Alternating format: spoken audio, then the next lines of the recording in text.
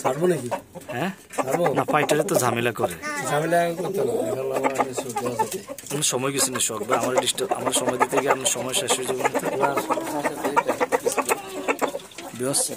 দেখতেই পাচ্ছেন আমি সোহাগ ভাইয়ের আসলে অনেকদিন পরে আসছি। এই ফাইটার মুরগিটা হচ্ছে বিশ্বের সবচেয়ে ভয়ঙ্কর মুরগি যেটাকে বলো, অর্থাৎ আপনার বাড়িতে একটা ফাইটার রাখলে কুকুরও আপনার বাড়িতে ঢুকবে না। এত হ্যাঁ লেঞ্জও আসে না।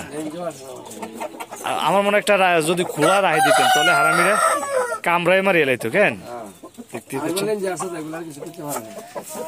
ফাইটারকে যদি সামনে আশেপাশে রাখা হয় তাহলে এই যে বের হচ্ছে আপনাদের চমৎকার মুরগি ফাইটার, খুবই ভয়ঙ্কর।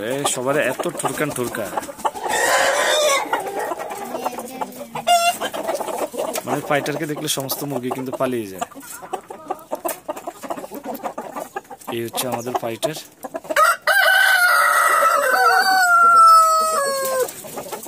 ফাইটারও তো আসে টক্কা টক্কা ঠোঁট দেয়, টকি টকি ঠোঁট দেয়। ও আজকে আপনাকে এখন সবাই স্কুল ছুটি, এই কারণে সবাই বাড়িতে। ফাইটার হ্যাঁ কামড়া কামড়ি, হ্যাঁ তার কাম হয়েছে শুধু কামড়া কামড়ি। লয় মুরগি যেটাকে বলে, একসময় আমাদের দেশে বাজারের মধ্যে এই মুরগিটা দিয়ে মুরগি খেলা হতো।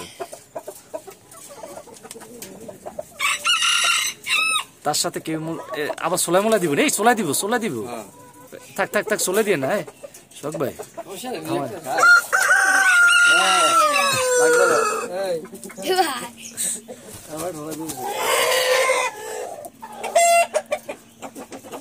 দেখতে দেখুন সিল্কি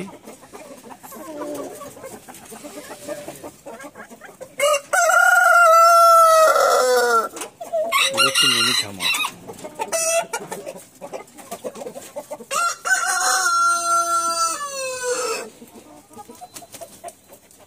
গতবারও তো অনেকগুলো বাচ্চা দেখছিলাম ফাইটারের, কেন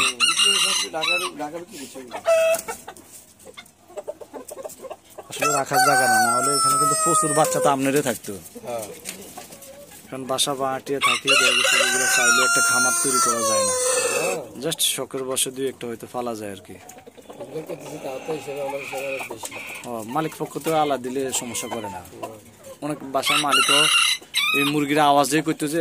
আর হাসপাতালের মধ্যে সার করে ওই একরা মুরগি দুইটা ফালে অন্যান্য ডাক্তারকে ইনসেমি লাগে, অথচ সবাই বিএপি টাইপের লোক। সামনে তো আল্লাহর রহমতে অনেকগুলো রাতা বেগুন যেইভাবে ডাকে,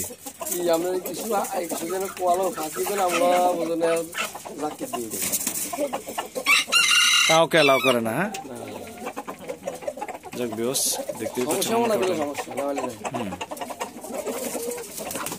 এই এই এই মানে কাজ হচ্ছে কামড় দেওয়ার, ঢুকাইতাম সব ভাই। খুবই ভয়ঙ্কর একটা মুরগি, দেখতে পাচ্ছেন ফাইটার লাগে যাবে তো ঝামেলা আছে কেন।